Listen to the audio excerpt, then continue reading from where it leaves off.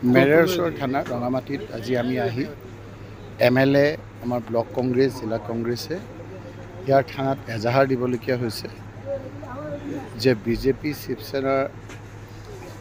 আমাৰ বিজেপিৰ লগত থকা লোকসকলে LOP leader of opposition Rahul Gandhi ডাঙৰীয়াৰ বিৰুদ্ধে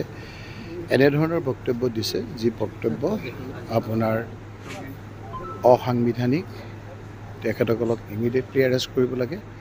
আৰু আমি এইকাৰণে থানাত দিছোঁ যে আমাৰ বিভিন্নজনৰ এগেইনষ্টে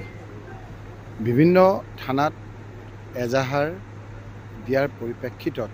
মুখ্যমন্ত্ৰী ডাঙৰীয়াই গুজৰাটৰ পৰাও আমাৰ মানুহ এৰেষ্ট কৰিছে আৰু দিল্লীৰ পৰাও এৰেষ্ট কৰিছে। মুখ্যমন্ত্ৰী ডাঙৰীয়াই সেইটো একদম ন্যায়ত থকা লোক, গতিকে আমি আশা কৰিম লিডাৰ অফ দ্য অপজিশ্যন এটা কনষ্টিটিউশ্যনেল পষ্টৰ আছে ৰাহুল গান্ধী ডাঙৰীয়াক। তেওঁক বিভিন্ন ধৰণেৰে কথা বতৰা কৈছে, যিবিলাক কথা বতৰাবিলাক আইনসংগত নহয়, তেখেতসকলৰ বিৰুদ্ধে ইমিডিয়েটলি এৰেষ্ট কৰিব লাগে। আমি আশা কৰিম যে মুখ্যমন্ত্ৰী ডাঙৰীয়াই ইয়াৰ পৰা পুলিচ পঠিয়াই আমাৰ এজাহাৰৰ ভিত্তিত যি চাৰিজনে বিশেষকৈ কটু কথা কৈছে, অসাংবিধানিক কথা কৈছে, বেআইনী কথা কৈছে, ইমিডিয়েটলি তেওঁ ব্যৱস্থা গ্ৰহণ কৰি তেওঁৰ নিৰপেক্ষতাৰ পৰিচয় দিয়ে। কাৰণ এইখন অসমৰে কথা নাই বতৰা নাই, এটা কেছ কোনো ভালকৈ নিদিয়াকৈ মুখ্যমন্ত্ৰী ডাঙৰীয়াই আপোনাৰ কেৱল অসমত নাম লোৱাৰ কাৰণেই তেখেতৰ বিভিন্ন ক্ষেত্ৰত তেখেতৰ নাম জহাবৰ বাবেই এৰেষ্ট কৰা আপোনাৰ তেনেকুৱা নজিৰ আছে। মুখ্যমন্ত্ৰী ডাঙৰীয়াই যদি সঁচাকৈ তেওঁ আইনক মানে, আইনৰ গতিত থাকে, তেতিয়াহ'লে আমি দিয়া এজাহাৰৰ ভিত্তিত যিজনে প্ৰাণ মাহৰ ভাবুকি দিছে, জিভা কাটি দিয়াৰ কথা কৈছে, এইসকলৰ বিৰুদ্ধে অনতিপলমে কঠোৰ ব্যৱস্থা ল'বৰ কাৰণে আমি আজি আহি আমাৰ বিধায়কসকলৰ লগত লৈ, জিলা কংগ্ৰেছৰ লগত লৈ,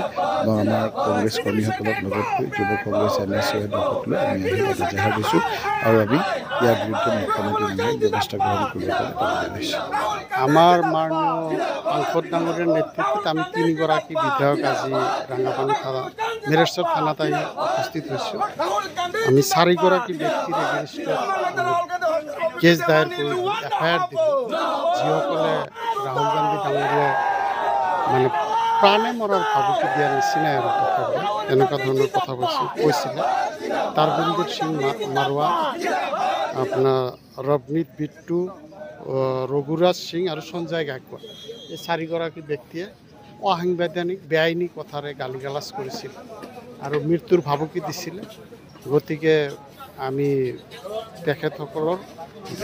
মানে বিপৰীতে যাতে আইনী ব্যৱস্থা লোৱা হয়, তাৰ কাৰণে আজি আমি এজাহাৰ দাখিল কৰিলোঁ। আমাৰ 3গৰাকী বিধায়ক হ'ল বৰপেটাৰ বিধায়ক আব্দুৰ ৰহিম, জলেশ্বৰৰ বিধায়ক আফতাব মোল্লা আৰু মই নিজে আছিলোঁ, আৰু মাননীয় সাংসদ ৰকিবুল হুছেইন ডাঙৰীয়া আছিল।